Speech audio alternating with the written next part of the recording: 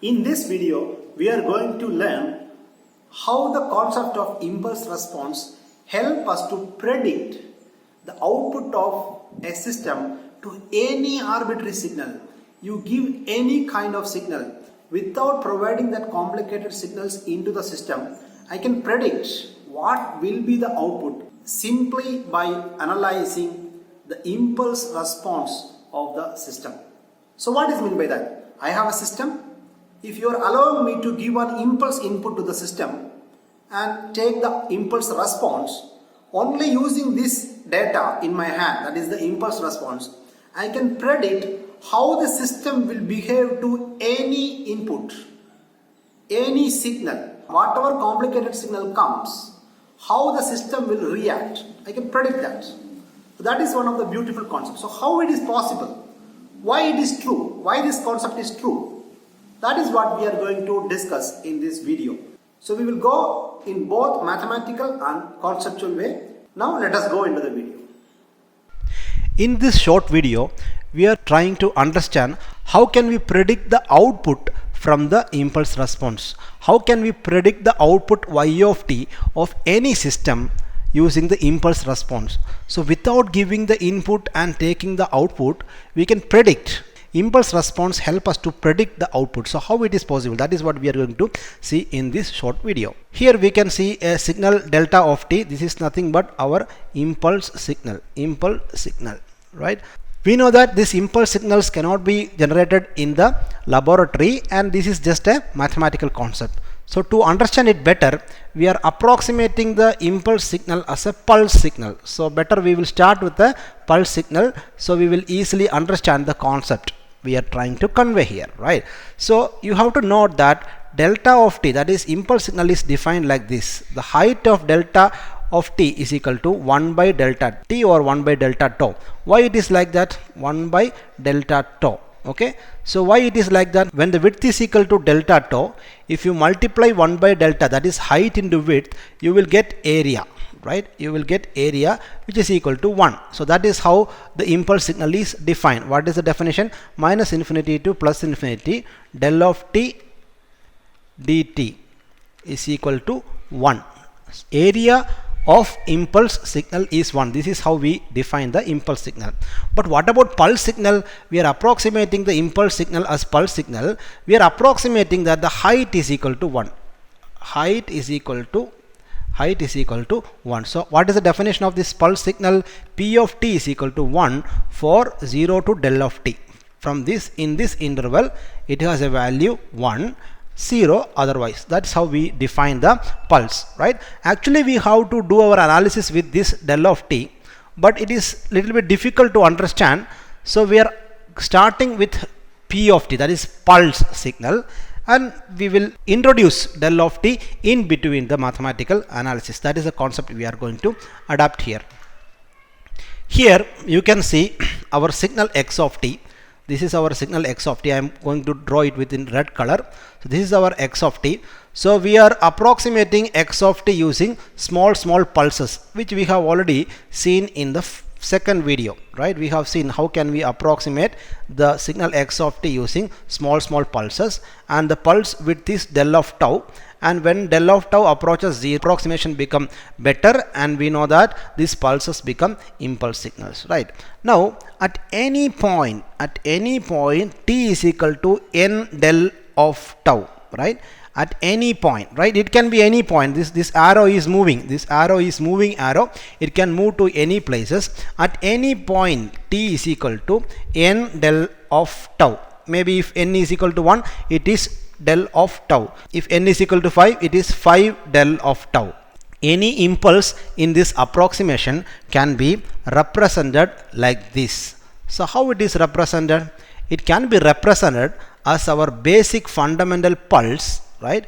Our basic fundamental pulse multiplied with the value of x of t at that location, right? So this is the value of x of t at that location. From the amplitude multiplication property, we have seen that when we take the product of two signals, it is equal to multiplying the values of the signals at that point. So when we multiply p of t minus n del of t. Why it is p of t minus n del of t?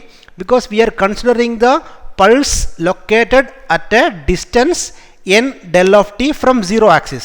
So when we want to shift, so here shift happen.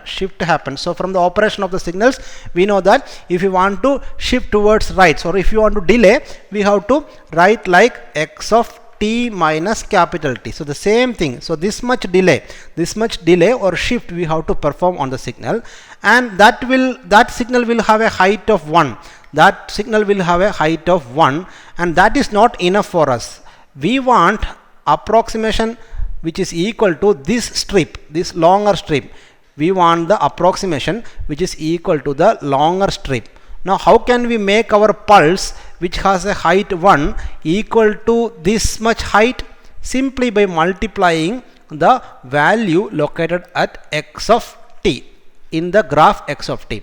So let us call that location as x of n del of tau. So this point is actually x of n del of tau, right?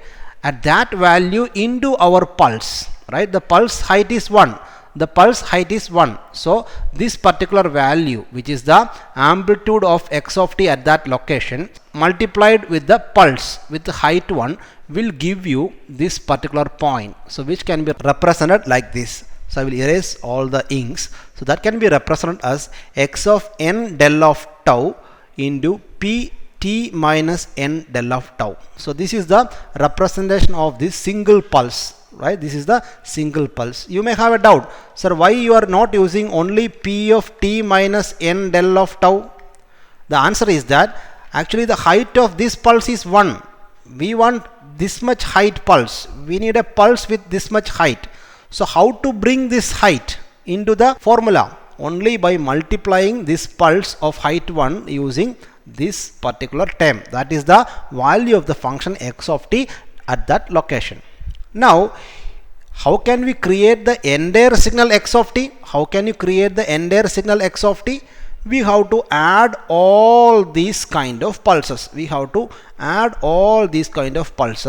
To make. So we have to add this one plus this one plus this one plus this one plus this one plus this one plus like that up to this one. So then we will get the representation of the entire input signal. So we can write x of t is equal to limit del of tau tends to 0, because our approximation becomes perfect when del of tau approaches to 0. Summation over tau x of n del of tau into p of t minus n del of tau. So this is the moving pulse, okay, with the height is equal to 1 multiplied by the value of x of t at that particular location, n del of tau. When you give different values for n, the pulse will move to different locations. So once if you take the product, you will get one pulse plus this summation, another pulse plus this summation, another pulse. So you will be increasing n from 0, 1, 2, 3 like that. So when you keep on increasing the n, you will get different pulses, and all that pulses need to be added. So that is the meaning of this summation, which will give you the total signal x of t. So this concept says that we can represent our signal x of t using pulses alone, and the representation, the mathematical equation corresponding to that is given like this. So this is the representation of the entire input signal. This is the representation of the single pulse. See, you can see the summation is not there, right? So if you add summation, it is equal to adding all the pulses, and you will get the entire signal x of t. So this concept is clear, right? Now I am going to perform some kind of mathematical adjustment in this equation. These adjustments are very easy. So this is our given product of the signals. In that, what I am doing is that I am dividing and multiplying with the del of tau. Okay, I am dividing and multiplying with the del of tau. Now I am going to assume that del of t is approaching 0. I am going to assume that del of t is approaching 0.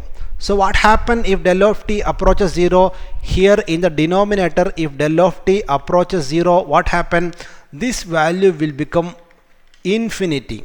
This value will become infinity, and our pulse also will become an impulse, right? Our pulse will become an impulse, and this multiplier value, the pulse into this multiplier value, will go to infinity. So we can say that the height of the pulse is going to infinity. The height of the pulse is going to infinity, right? Now in our equation, this pulse become an impulse, right? This pulse become an impulse. In the case of a pulse, we can talk about height. In the case of a pulse, we can talk about height, but in the case of an impulse, this should be the area. This should be the area. This should be the area. Why this is area? Because we know that x of n del tau is the height of the pulse, and if you multiply with the width of the pulse, del of tau and del of tau will get cancelled, and you will get this as the area of the impulse, right? Area of the impulse. So instead of this pulse, we can represent it as an impulse, right? We can represent it as an impulse, and we can multiply the area, right? We can multiply the area x of n del tau with this impulse, right? So before it was pulse, so we were multiplying the height, right? So because of that reason, we have to consider this as the area of the impulse, and this del of tau which we introduced is still there. You can see the del of tau which we introduced earlier is still there. We can see that since pulse become an impulse, height x n t del tau by del tau of the pulse become area x of n del tau, right? Now consider the impulse response of the system.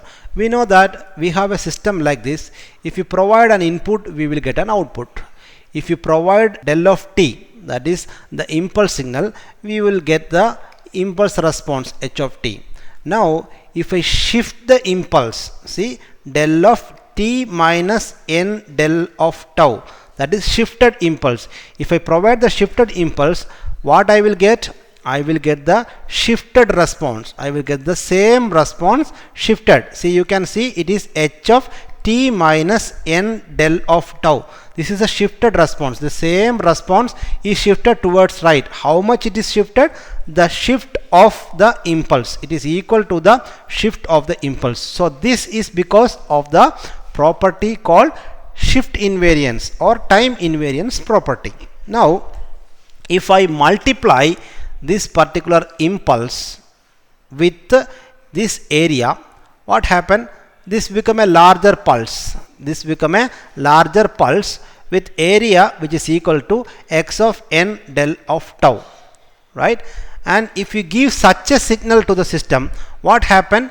The impulse response also modified like this. So we will multiply the impulse response h of t minus n del tau with the area or height, we can say x of n del tau. So that is equal to the height of this particular impulse response.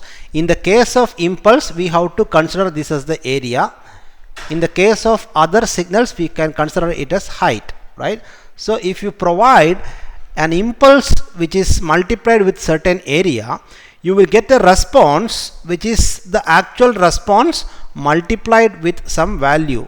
What is that multiplier value? The same area of the impulse, right? Now if I give summation of so many such impulses, that is del of t minus n del tau, so summation of so many such impulses multiplied with x of n del of tau, right? What I can do, I will get x of t. Actually that is the approximation of the x of t. What I am doing is that I am giving x of t as sum of impulses. Actually I am giving x of t as sum of impulses to the system. So what happened in the output? I can add the product of the impulse response. Actually this is the impulse response, and this is the multiplier. This is the multiplier which I have used in the input side, right? The same multiplier into the impulse response.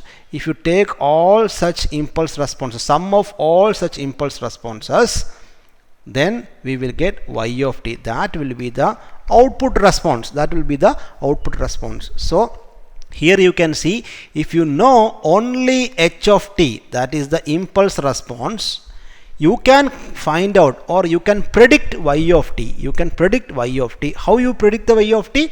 You multiply the impulse response h of t with the corresponding input values, how the input function is varying, right? So corresponding input function values, and you take sum of all these values, then you will get y of t. So this indicates that you can simply predict the output y of t of any system using the impulse response. That is the use of impulse response. So impulse response is very interesting thing which help us to predict the behavior of any system, or you can predict the output of any system, right? So as I said in the introduction part, impulse signal is a very rude signal. It will put the system under huge pressure, and the system will give out its all behaviors, its entire behavior or its characteristics will be coming out, right? So that is the basic idea of this impulse response. That is the purpose of impulse response in signals and system. Now this picture indicates that if we can represent x of t as sum of del of t's, right? If you can express x of t as sum of del of t's, that is impulse responses, then we can represent y of t as sum of h of t's, right? So if you take so many del of t's and add them together to create x of t, then you can take all the h of t's, right? So these are all responses. These are all responses you can see here, right? These are all responses at different time indexes. These are all responses at different time indexes. So if you take the sum of all the h of t's, then you will get the output y of t. You will get the output y of t. So if you can express input as sum of impulses, then you can express output as the sum of impulse responses multiplied by the value of x of t, multiplied by the value of x of t at different locations of the impulses. So this is possible only because of the linearity properties. Our system is a linear time invariant system. So linear systems obey superposition principle. What is superposition principle? What is superposition principle? It obeys additivity and homogeneity, right? Additivity and homogeneity. So because of that reason, we can come to a conclusion that if you can express a signal, input signal, in terms of del of t, that is impulse signal, you can predict the outputs simply by adding the impulse responses multiplied by the value of the input signals at different locations of the impulses. So this is a takeaway from this video. Up to this point, we have considered the discrete values of del tau, that is n del tau, for the approximation, that is impulse approximation. So we have approximated that impulses located at n del tau, different del taus, 1 del tau, 2 del tau, 3 del tau, 4 del tau, and the response is also same, h of t minus n del tau, right? So that can be at first position, second position, third position. So these are discrete events. Assume that now we are making del of tau very small, del of tau approaching 0. In that case, we can consider del of tau equal to d tau, and since they are continuous case, these index values we cannot use. Instead of that, we have to use tau as a variable. And our equation will become minus infinity to plus infinity, x of tau. You have to observe it very clearly. X of n tau become x of tau, because it is a continuous time case. We cannot use n because the impulses become very closer, right? So x of tau into h of t minus tau. Here also the impulses become very closer, so we cannot use this n, we have to represent it in terms of tau. So h of t minus tau, and instead of this del tau we have to use d tau. So this is the final approximation. If you are approximate that the impulse are very closer, that is very small, very closer width, then the approximation t is equal to integral minus infinity to plus infinity x of tau into h of t minus tau d tau. So this is a very famous equation which is known as the convolution integral. So this equation is very famous, and this equation is known as convolution integral, and it has lot of importance in science, engineering and mathematics, right? We are going to see more about convolution integral in the next video, right? So keep in mind that if we are taking the impulses very closer, the impulse responses also will become very closer, and the summation become integration. The summation become integration, because summation is only for discrete events and integration is for continuous events. So our summation become integration, and we cannot use this n del tau. Instead of that we have to use tau. So x of tau into h of t minus tau del tau, right? We have to consider all these computations from minus infinity to plus infinity, and this is known as the convolution integral, which we are going to discuss in the next video. So I hope you got a clear idea how we approximated the arbitrary signal using impulses, how we approximated the output signal or output response of the arbitrary signal using the impulse responses. So this is one of the important concepts in signals and systems, and this idea leads to another beautiful concept called convolution integral. Convolution integral. That is what we are going to see in the next video.